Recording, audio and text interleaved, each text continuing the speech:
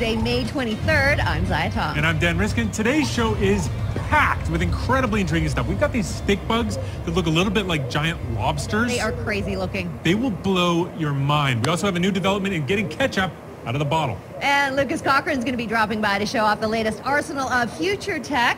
But first, we're kicking things off today with an art gallery that is pretty exclusive. Oh, that's right. Not just anybody can go.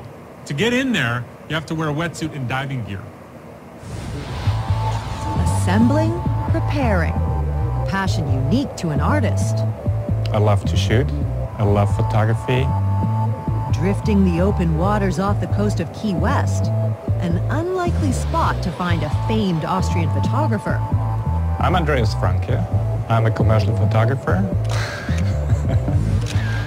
He's commanded by the world's biggest brands, creating images that grace the pages of magazines and billboards. But this project is all his own.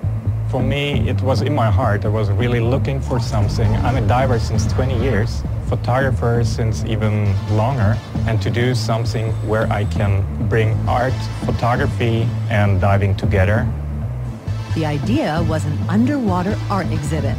Andreas found his inspiration across the ocean.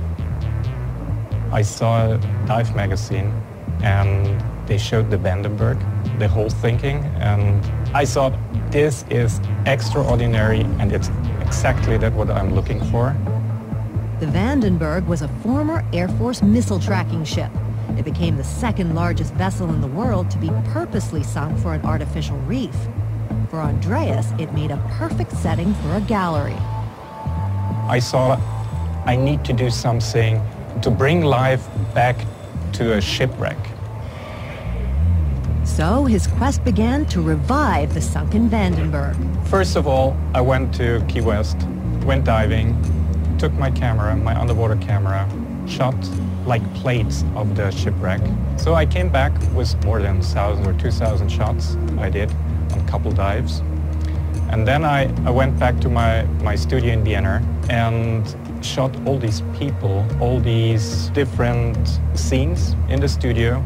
Using images of the bare ship and casted scenes, Andreas created stunning photographic art. Digital photography and also digital post-production gave me the possibility to do something like this. If you see a shipwreck underwater, it's already aged a little bit. It's something from the past, so I saw I need to do something that the whole thing is a little bit aged and fits together. Figuring out how to fit the poster-sized pieces along the starboard side of Vandenberg's weather deck presented its own challenges. My vision was to see a real gallery show underwater. So that means all the art should be absolutely leveled, spaced, and in the right flow to keep the actual art intact underwater. That was pretty challenging because salt water is pretty aggressive. So everything made out of metal except stainless steel will be gone in a couple weeks. Wanting the prints to last more than just weeks, Andreas sealed them between plexiglass and attached them to a stainless frame. Simple magnets were added to hold the art to the wreck. We put them all together on a dive boat, went out to the Vandenberg. First day, rough sea. We were lucky on the second day, had perfect weather, and we let them down on a rope. One by one, 12 pieces installed, 30 meters below the surface.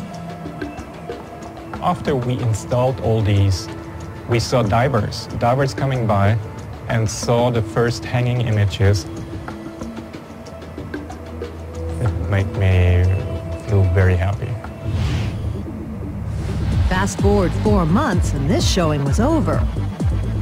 We had to bring up the art. I was really a little bit scared that their storms could destroy the art. Carefully, the living art was pried from the wreck and towed to the surface.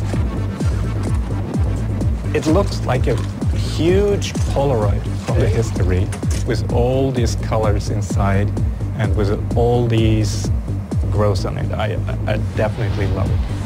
After reaching the surface, these pieces of art needed to air out.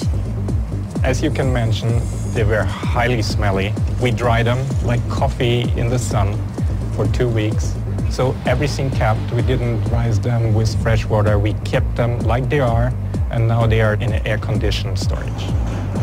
Now fully preserved, they're worth thousands. A few hang in a Key West dive shop. I realized when we have done the whole thing that this was a big thing for me, that it was really very emotional to have them down there. So compelling, Andreas is taking more art below the surface, swirling new interest for a discriminating crowd of art lovers who dive. And if you're a diver, good news, because Andreas has just taken down new artwork to the Vandenberg. It's going to be on display there until September.